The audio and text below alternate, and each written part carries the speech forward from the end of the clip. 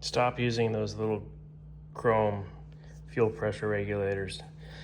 They're made by Mr. Gasket and Offenhauser and Ching Wang and whoever else you can find them from. They're all the same and they suck. You can do your own research. I had one once. We put it on our K10 truck, or when it was still Jimmy's truck. It lasted for like 2 seconds and it started leaking. And some people say they last a month, some people say they last a year, some people say they don't last at all, but they're crappy. And they'll go bad, or they'll leak on your exhaust and start a fire.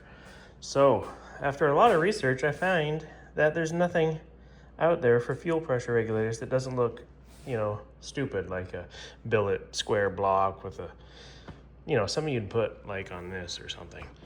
Not something you want on here unless you hide it. But I don't want to hide it. The fuel line's up here. I want to put it in this line before it goes up to the carbonators.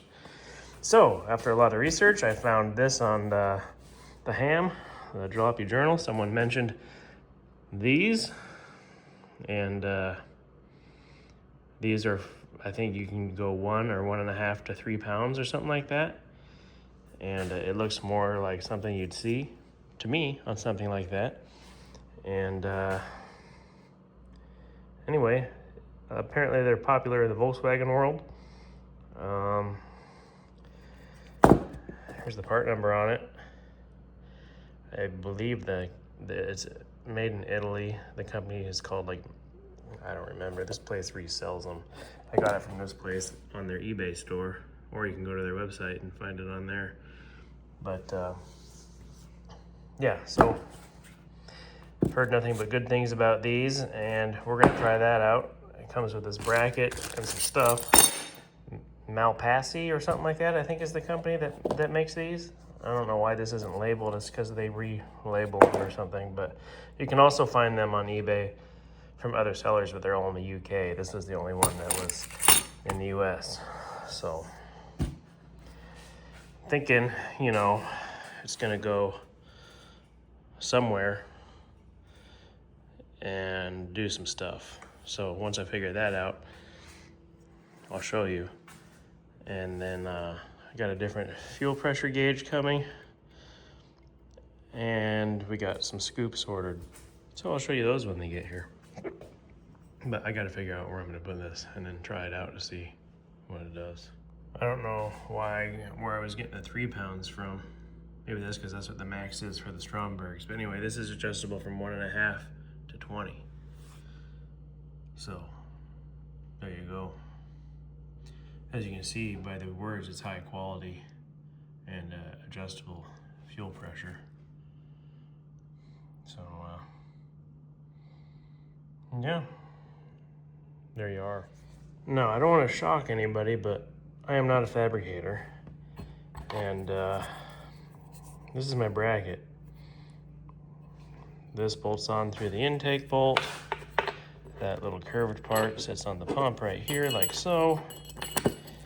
And yeah, we'll get it on there, and we'll show you. This may just be a prototype. I don't know what this is. It's either stainless or aluminum. I thought it was aluminum, but it was awfully hard to drill, so maybe it's stainless.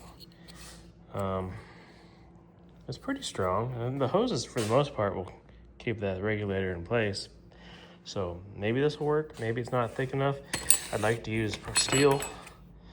This is the bracket it came with, but it wouldn't work for the way I wanted to do it. There was, I guess I could have used that piece. Anyway, let me get this on here. Jeez. All right, there's the finished product for now.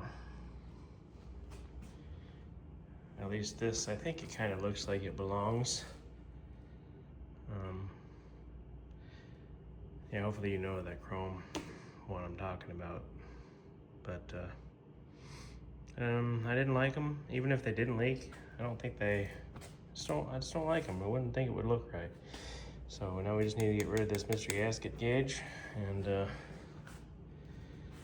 anyway, we'll see how she works. Got to set the floats and the carbs, which apparently you have to do with it running, so that'll be fun. No one was even gonna tell me that I forgot to put a clamp on there. You were just gonna let me run it like that without this clamp on here. I didn't have any more. I found this one and it sucks. It's like super hard to tighten and it doesn't feel like it even tightens on the hose. So I might need to get some better clamps, at least one.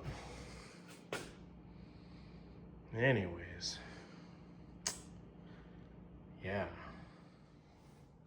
I think we'll make one out of something thicker when we have the motor out and apart to paint. I mean, I don't mind that it moves, but I think with the vibration it may end up cracking down there where I bent it. Maybe, I don't know. I'd feel better if it was better. Check out this sweet gauge I got. Angel got. Super cool. Super much more better than that. And we also ordered some scoops. So we got those coming. And they're pretty sweet. So we'll show you those when we get them. So you can check this place out. I don't know what I did with the package that had his Instagram and website on it, but anyway, you can find it, look him up on Instagram. There's a link there to his site. Cool stuff. So let's just get this swapped out. That's tight. Let me get a wrench. As you can see, Jimmy showed up just in time to admire how sweet that looks. Yeah.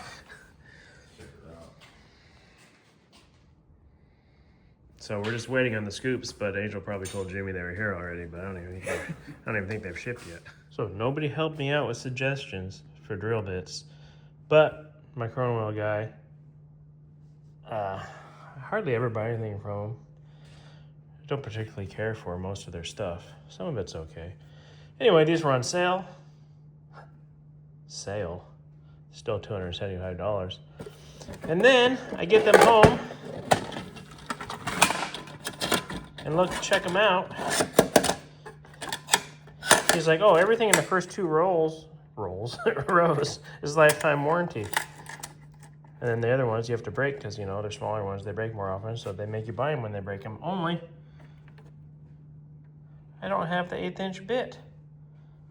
So that's custom. So anyway, I have his number. I texted him. I said, what the hell? See why these are on sale.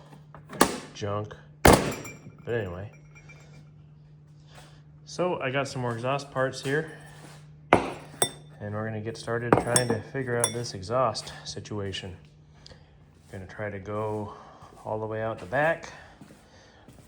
And yeah.